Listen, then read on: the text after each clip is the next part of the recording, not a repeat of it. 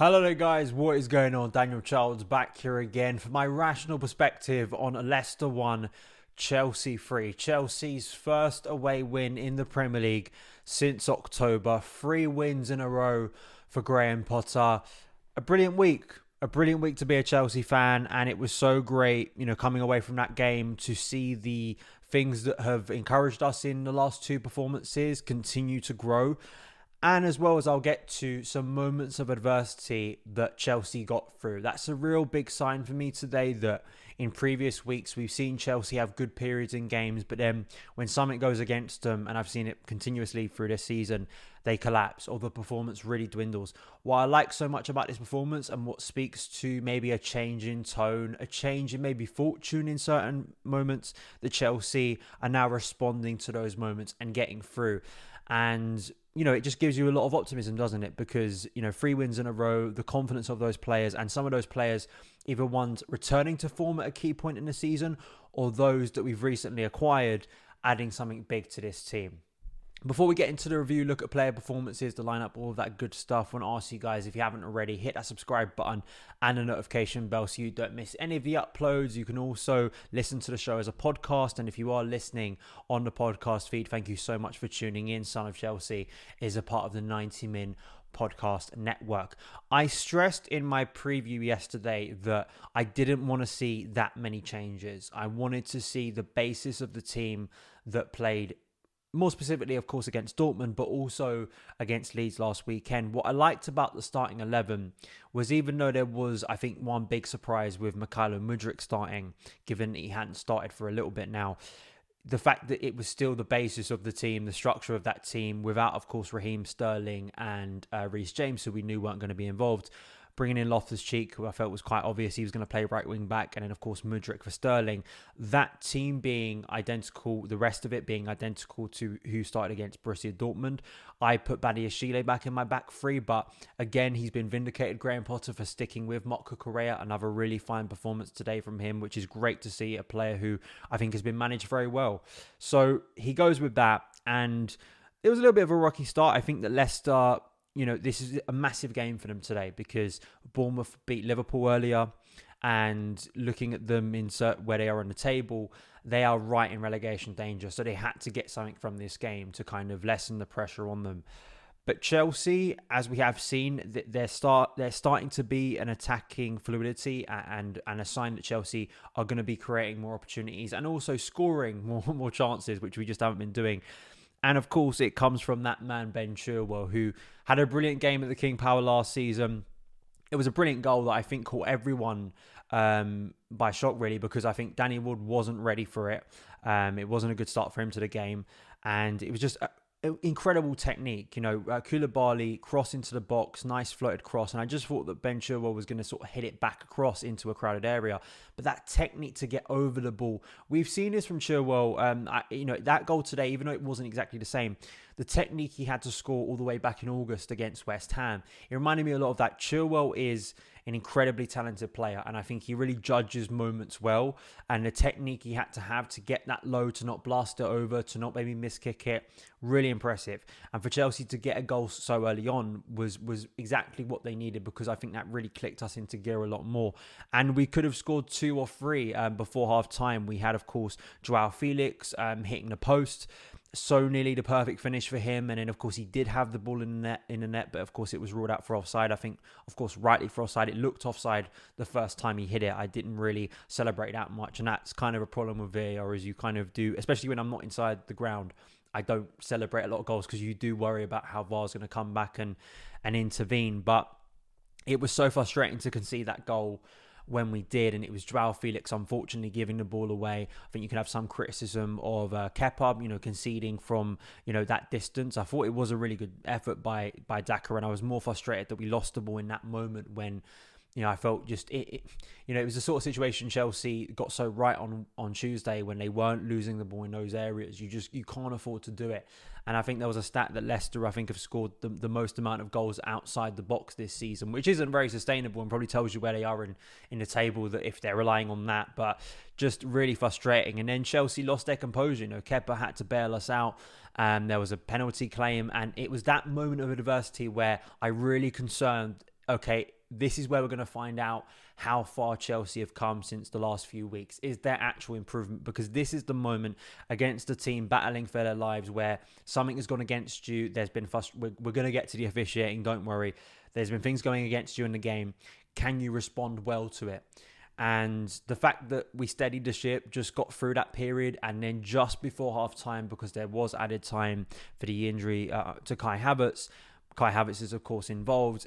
An exemplary ball by Enzo Fernandez, just incredible, and all round that goal was outstanding. The bizarre thing was, it seemed like no one was really celebrating. I think Havertz was almost like, well, it'd probably be ruled out for offside. I know Havertz isn't the most energetic guy, he's kind of a little bit laid back on the pitch, but even it looked like to me they all expected that the flag was going to go up. But when you actually watch back, I mean, technically one of the best goals Chelsea have scored in a very long time. Two players combining, remind me so much of like a Fabregas pass. I've said this a lot about Enzo Fernandez, but Enzo Fernandez today was just sublime. He really was. And offering those things that we hoped when we signed him back in January. And it's not like he's had any awful performances, but you just saw a demonstration today in the first and second half how his passing can change and elevate Chelsea's game that we haven't had before in a central area.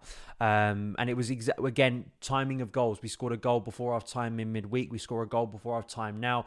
Different circumstances, but massive impact on the tone of that game. And Kai Havertz, I do have my criticisms of him. I tweeted about it earlier in the game, and I was proven wrong again. But we are in March now, which seems to be Kai's favourite month for goals. He had a brilliant run this time last year, where he scored a number of goals. But that was an exemplary finish, it really was. And in the second half, I was quite happy the fact that Graham Potter acted and brought a third central midfielder on. He took off Joao Felix. I don't know if that was for the early challenge by Pereira on him. It may have been. We'll find out later.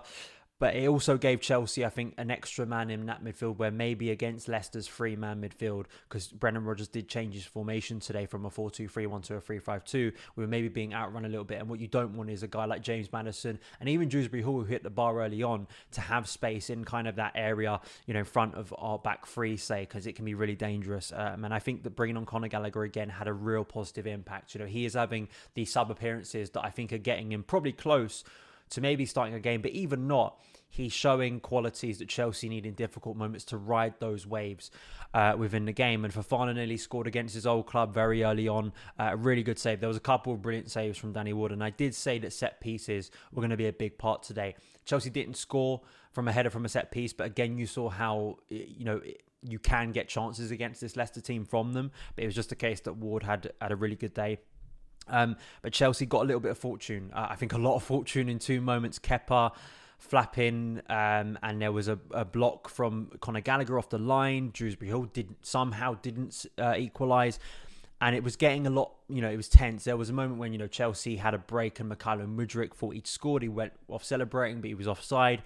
And you were just worrying. You were looking at all these chances that maybe Chelsea had missed. It wasn't our worst day in front of goal. It was a sense that maybe there were just moments within the game that Chelsea could have been a little bit more clinical, and just those chances we'd had, if we'd taken them, it would have been a very different story. I've been more frustrated with Chelsea in front of goal in recent weeks than today. But you did feel was Leicester committed men forward with the ability to hit them on the break. Chelsea would get maybe another chance to kill the game, and they finally did. And it was that man who rarely scores but loves to score beauties, the captain himself for today, Mateo Kovacic. A wonderful finish. It was great that Mudryk was involved. It was a really good counter-attack involving a number of players. Enzo Fernandez with a brilliant cold ball round to Kai Havertz does really well. The ball eventually gets to Mudryk, and then just volley inside the box, almost like a karate kick, almost like a Sheamus finisher from WWE into the top corner, and game over. And it was wonderful to see the celebrations with the fans in that corner at Leicester. And they finally got a red card. Faiz finally got himself sent off. And I think I have to get to the officiating now, because I hate doing this, but I think it makes sense to do this and just not forget it and dismiss it after a game when we've actually won. It's easier to sort of have a go at the officials when you get a result you don't want. But truly, Andre Mariner today, I mean, it was just horrendous officiating and dangerous, reckless officiating from the off. And I'm not just talking about Chelsea. I think all the obvious red card incidents did happen against Chelsea players, but there were even moments when Enzo Fernandez took someone out and Mariner's looking very clearly at. I think Maddison in second half just doesn't get a foul. That's a clear foul. And it's dangerous because, as we saw very early on, this nonsense rule or this nonsense thing that's always happened in football where you can't send someone off in the first like 5 minutes of the game. It's complete nonsense. Do we have laws or do we not have laws? Are players going to be endangered by challenges or are they not? You know, it's just illogical to think that, you know, a player is in danger, say, from the 20th minute. It's just complete nonsense. Pereira should have been sent off for the first one. It's reckless, dangerous play that Joao Felix is lucky that he doesn't get away with worse in that situation. The Amati challenge on Kai Havertz is as well a red card. It should be a straight red card. Absolutely diabolical. Not only the referee doesn't penalise it, but more so the VAR. You know, as much as we can look at the official on the day, which I think you should, with the way he was letting challenges go, that I think should have been penalised, and then that creates an environment where players probably think on both sides we can get away with something, and that inevitably could lead to a serious injury happening to either set of players, which is a bad case to be in.